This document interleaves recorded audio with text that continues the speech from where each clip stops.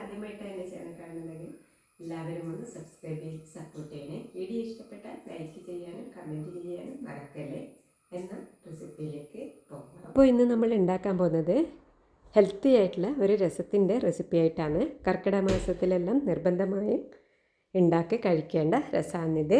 അപ്പോൾ ഇതെങ്ങനെ ഉണ്ടാക്കാൻ നോക്കാം. ഉണ്ടാക്കാൻ വേണ്ടി ഞാനിവിടെ ഒരു കുക്കറാണ് എടുത്തിട്ടുള്ളത്. അതിലേക്ക് ഒരു 50 ഗ്രാം മഞ്ഞപ്പരിപ്പാണ് ഇട്ട് കൊടുക്കുന്നത്. നമ്മളെ സാമ്പാർ പരിപ്പാണ്. അപ്പോൾ അത് നല്ലതുപോലെ വെള്ളത്തിലിട്ട് കുതിർന്ന ശേഷം കഴുകിയെടുത്തിട്ടുണ്ട്. അതിനുശേഷം നമ്മളിതിലേക്ക് 1 കപ്പ് കറിവേപ്പിലയാണ് ഇട്ട് കൊടുക്കേണ്ടത്. അതും കൂടി ഇട്ട് കൊടുത്തതിന് ശേഷം വേവാൻ ആവശ്യമുള്ള വെള്ളം ഒഴിച്ചു കൊടുക്കണം. അതിനുശേഷം നമ്മൾ പരിപ്പ് വെന്ത് വരുന്നത് വരെ വേവിച്ചെടുക്കണം. ഒരു 2 വിസിൽ മതി, വെന്ത് ഉടഞ്ഞു പോകാതെ നോക്കണം. അപ്പോൾ ഇത് രണ്ടും കൂടി ഒന്ന് വെന്ത് വരട്ടെ. ആ സമയം കൊണ്ട് നമുക്കിതിലേക്ക് രസത്തിലേക്ക് വേണ്ടുന്ന സാധനങ്ങളൊന്ന് ചതച്ചെടുക്കാം. ഒരു കഷ്ണം ഇഞ്ചി, ഒരു 4 വെളുത്തുള്ളി, 1/2 ടീസ്പൂണോളം ജീരകം, 1/2 ടീസ്പൂണോളം ഉലുവ, ഇതെല്ലാം ഞാൻ എടുത്തിട്ടുണ്ട്, വൃത്തിയാക്കി എടുത്തതാണ്. അപ്പോൾ ഇത് നല്ലതുപോലെ ഒന്ന് ചതച്ചെടുക്കാം. ഇത് ചതച്ചെടുത്തിട്ടുണ്ട്. അപ്പോൾ ഈ സമയം നമ്മളെ പരിപ്പെല്ലാം വെന്ത് വന്നിട്ടുണ്ട്.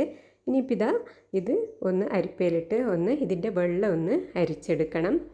പരിപ്പും കറിവേപ്പിലയും പിന്നെ വേണ്ട, അതിൻ്റെ വെള്ളം മാത്രം മതി, അതൊന്ന് അരിച്ചെടുക്കാം. ഇനിയിപ്പോൾ ഒരു ചട്ടിയിലാണ് ഞാൻ ഉണ്ടാക്കുന്നത്. ചട്ടി അടുപ്പിൽ വെച്ച് ചൂടായിട്ടുണ്ട്. അതിലേക്ക് 1 ടേബിൾ സ്പൂണോളം വെളിച്ചെണ്ണയും 1 ടീസ്പൂണോളം നെയ്യും കൂടി ഇട്ട് കൊടുത്തതിന് ശേഷം ഇതിലേക്ക് നമ്മൾ 1/4 ടീസ്പൂൺ കടുകാണ് ഇട്ട് കൊടുക്കേണ്ടത്. ഇതൊന്ന് പൊട്ടി വരട്ടെ. അതൊന്ന് പൊട്ടി വന്നതിന് ശേഷം നമ്മൾ 2 വറ്റൽമുളകും 4 കറിവേപ്പിലയും കൂടി ഇട്ട് കൊടുക്കുന്നുണ്ട്. അപ്പോൾ നമ്മൾ മുന്നേ കറിവേപ്പിലേൻ്റെ സത്തെല്ലാം എടുത്തത് കൊണ്ട് കുറച്ച് അളവിൽ മാത്രം കറിവേപ്പില ഇട്ട് കൊടുക്കാം. അതൊന്ന് മുരിഞ്ഞ് വരട്ടെ. അതിലേക്ക് നമ്മൾ ഇട്ട് കൊടുക്കുന്നത് 1/4 ടീസ്പൂണോളം കുരുമുളക് പൊടിച്ചതും പിന്നെ നമ്മൾ കുറച്ച് കായം പൊടിയും കൂടി വെളിച്ചെണ്ണയിലേക്ക് ഇട്ട് കൊടുക്കുന്നുണ്ട്. അതൊന്ന് മുരിഞ്ഞ് വന്നതിന് ശേഷം നമ്മൾ ചതച്ച് വെച്ച ഇഞ്ചി വെളുത്തുള്ളിയുടെ മിക്സ് ഇട്ട് കൊടുക്കാം. അതൊന്ന് മൂത്ത് വരട്ടെ.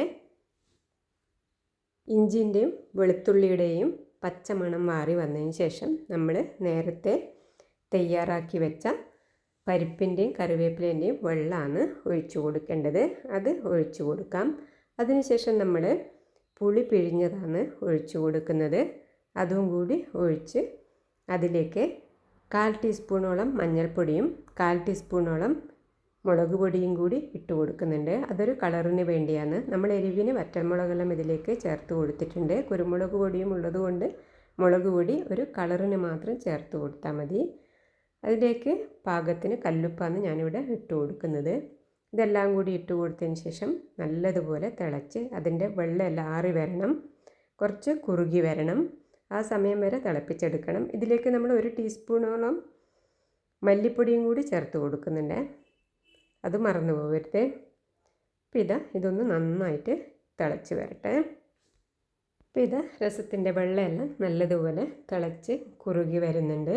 അപ്പോൾ അതിനുശേഷം നമ്മൾ ഇതിലേക്ക് 2 ചെറിയ തക്കാളിയാണ് ഇട്ട് കൊടുക്കേണ്ടത്. അതും കൂടി ഇട്ട് കൊടുത്ത് തക്കാളി ഒന്ന് ഈ രസത്തിലൊന്ന് തിളച്ച് സെറ്റായി വരണം. അതൊന്ന് റെഡിയായി വരട്ടെ. ഈ സമയത്ത് ഉപ്പെല്ലാം ഉണ്ടോയെന്ന് ടേസ്റ്റ് നോക്കി ഇട്ട് കൊടുത്താൽ മതി. ഇനി ഇതിലേക്ക് നമ്മൾ ഇട്ട് കൊടുക്കുന്നത് കുറച്ച് കായപ്പൊടി കൂടിയാണ്. ഇതുപോലെ നമ്മൾ ഇറക്കാൻ നോക്കുമ്പോൾ കുറച്ച് കായപ്പൊടി കൂടി ഇട്ട് കൊടുത്താൽ നല്ലതാണ്. ലാസ്റ്റ് നമ്മളിതിലേക്ക് ഇട്ട് കൊടുക്കുന്നത് മല്ലിയിലയാണ്. മല്ലിയിലയും കൂടി ഇട്ട് കൊടുത്ത് ചെറുതായി ഒന്ന് തിളച്ചാൽ അപ്പം തന്നെ ഗ്യാസ് ഓഫ് ചെയ്യാം. അപ്പോൾ നമ്മളെ ഹെൽത്തിയും ടേസ്റ്റിയുമായ കറിവേപ്പില രസം ഇവിടെ റെഡി ആയിട്ടുണ്ട്. നിങ്ങളെല്ലാവരും ഒരു തവണ ട്രൈ ചെയ്ത് നോക്കിക്കോളൂ കേട്ടോ. ഹെൽത്തി ആയിട്ടുള്ള കറിവേപ്പില രസമാണ്. പനിക്കും രോഗപ്രതിരോധ ശേഷിക്കും എല്ലാം പറ്റിയ രസമാണിത്. എന്ന അടുത്ത റെസിപ്പിയുമായി അടുത്ത വീഡിയോയിൽ കാണാം.